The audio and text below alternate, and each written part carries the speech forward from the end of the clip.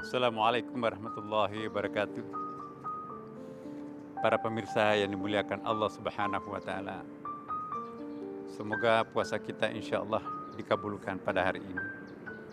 Hari ini kita akan membicarakan masalah yang ada di tengah-tengah kita, belum kunjung meninggalkan kita secara total, yaitu virus corona ini. Bagaimana Rasulullah Sallallahu Alaihi Wasallam mengingatkan kita dengan penyakit semacam ini.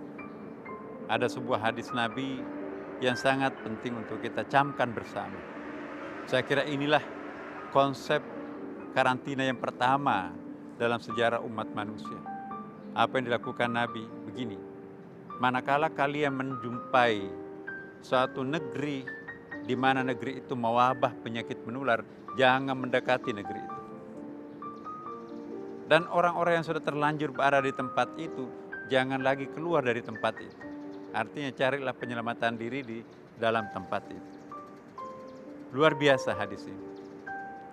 Ada hadis lain Rasulullah Sallallahu Alaihi Wasallam, firru minal juzami firara minal asad.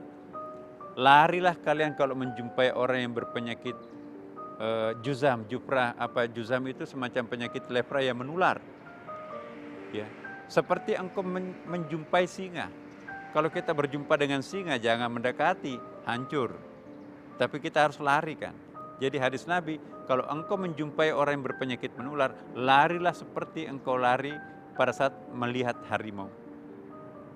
Tapi aneh, ada hadis Nabi juga, Nabi mendemonstrasikan suatu keadaan yang terbalik. Nabi makan dalam satu baki yang sama bersama-sama dengan orang yang berpenyakit juzam, penyakit lepra itu. Nah, setelah kita teliti, begitu Nabi melakukan penelitian, melakukan upaya-upaya pencegahan terhadap penyakit menular itu, pada akhirnya ditemukanlah obatnya. Penyakit juzam itu tidak lagi efektif menular seperti dulu. Maka pada saat itu Nabi memberikan satu message, jangan lagi menjauhi orang yang berpenyakit menular juzam itu. Karena penyakit menular itu sudah bisa dijinakkan, sudah tidak menular lagi. Nah, kalau sebuah penyakit tidak menular lagi, jangan menjauhi orang yang berpenyakit menular.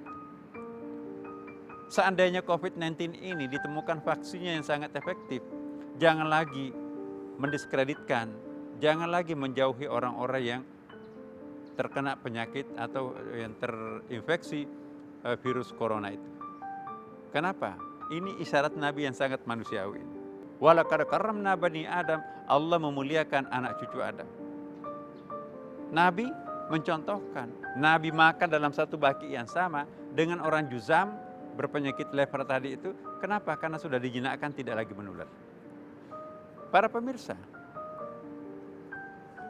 ya, ini kita juga bisa menemukan hal yang sama dalam Al-Quran. Ingat kisahnya Nabi Saleh. Nabi Saleh ini adalah seorang yang diutus oleh Allah untuk seorang raja yang sangat zalim, sangat korup.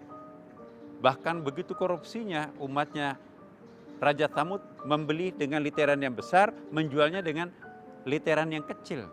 Itu kan masyarakatnya koruptif. Nah, apa yang terjadi? Saya mau percaya kepada kamu Nabi Saleh, kalau kamu bisa keluarkan unta raksasa dari lubang kecil ini. Loncatlah unta raksasa dari lubang kecil itu.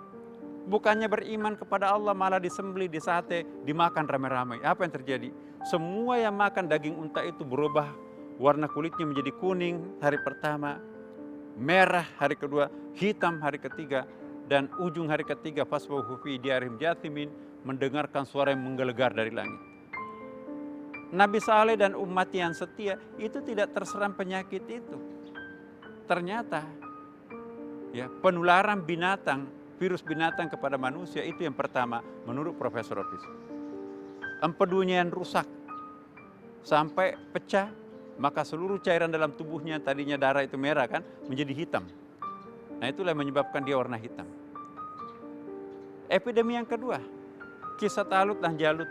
Janganlah minum dengan menggunakan bejana atau cangkir atau ember apalagi. Minumlah dengan cidukan tangan. Semua umatnya yang minum dengan cidukan tangan selamat. Tapi semua yang pakai bejana hancur mulutnya, kemudian mati juga. Itu ternyata ada virus yang mengikatkan dirinya di pertengahan sungai.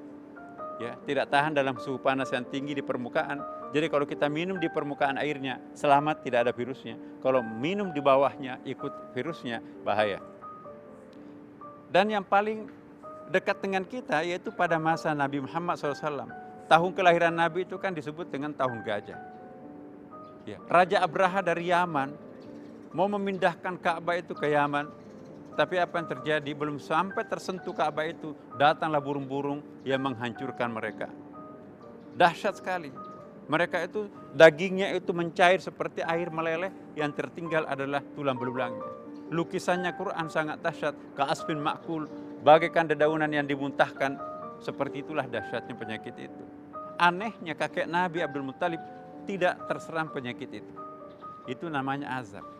Para pemirsa yang dimuliakan Allah Subhanahu wa taala, apa yang harus kita lakukan manakala menghadapi penyakit seperti ini? Mari kita mencontoh apa yang dilakukan Nabi, social distancing. Sekalipun sekarang sudah ada vaksin, tapi tetaplah mempertahankan apa yang positif selama ini. Pelihara kebersihan, hati-hati bersentuhan dengan siapapun, pelihara. Karena mungkin bukan penyakit COVID-19 ini, tapi mungkin penyakit lain. Tidak ada ruginya kita mempertahankan tradisi kebersihan dalam diri sendiri, keluarga, dan dalam masyarakat. Semoga Allah memberkati kita semuanya. Wassalamualaikum warahmatullahi wabarakatuh.